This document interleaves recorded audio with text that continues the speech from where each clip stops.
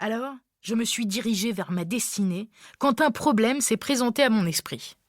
On était à Jérusalem, ville unique qui palpitait de l'éternité, qui rayonnait de son histoire, de sa Bible, de ses religions, qui ondulait de ses collines et de sa chaleur dorée. J'étais venue faire des études sur son passé, sur ses pierres, sur ses peuples, sur ses hommes, et j'étais enivrée par cette ville qui parlait une langue universelle, ce qui n'était pas le cas de la population du Resto U.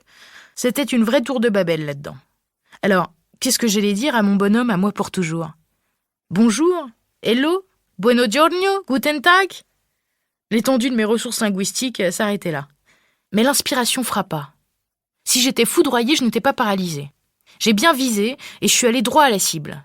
J'ai posé bruyamment mon plateau sur la table, directement en face de lui, mon prophète biblique, et, à son grand étonnement, j'ai crié lentement, comme s'il était sourd et débile profond, « Shalom !»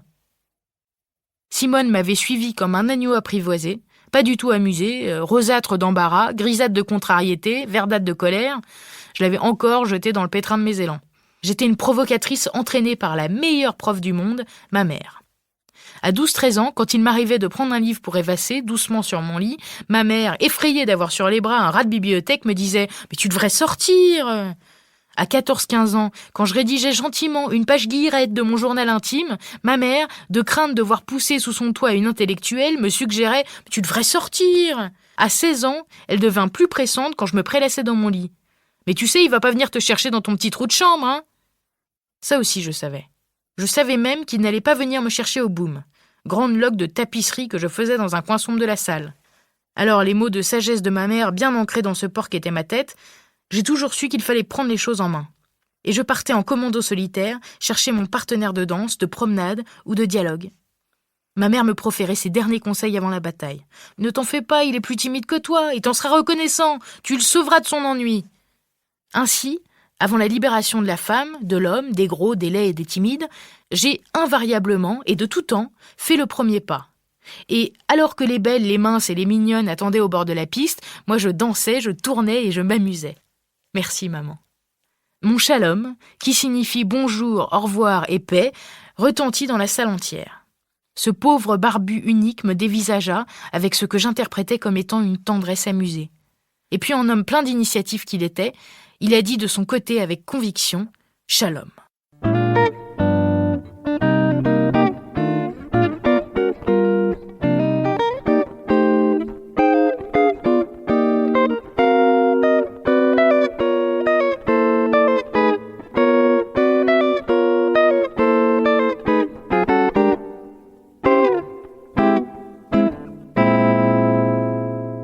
Jusque-là, c'était le parfait amour lié par l'espoir de la paix sur la terre. Calmée, mais encore fiévreuse, assise, la pomme en route vers la bouche, je décidai de nourrir la conversation avant mon ventre et je répétais « Shalom ». C'est alors que les soucis commencèrent. Avec sa première phrase « Si tu veux autre chose sur la table là-bas, tu peux te servir ». D'abord, il m'avait repéré en train de voler sur les tables du colloque. Deuxièmement, sa phrase, il l'avait émise en langue française, langue latine dont je ne parlais pas un traître mot. En guise de réponse, j'ai souri, et puis j'ai souri encore avant de faire une prière à voix haute. You speak English? No, a little. Nous avons essayé de négocier une langue commune, sans succès, quand Simone est venue à notre secours avec ses 10 ans de français en état de marche.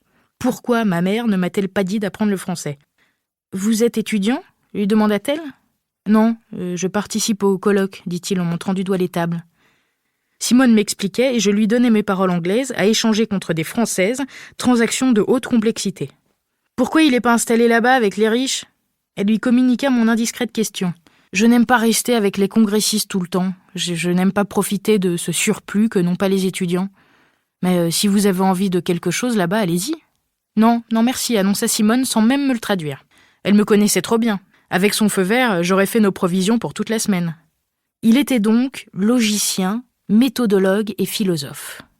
Et mon amour se révélait digne de mon amour. Un homme de science, cette autre langue que je ne parlais pas du tout. En troisième, quand je tentais de me sortir honorablement d'un exercice de géométrie, ma mère me disait « Écoute, ne perds pas ton temps, c'est pas la peine, de mère en fille, depuis des générations, on comprend pas les maths, alors laisse tomber. » conseil que j'ai suivi. Pour continuer à écouter ce livre audio gratuitement, cliquez sur le lien dans la description et vous pourrez l'écouter en entier sans frais grâce à l'essai de 30 jours d'Audible.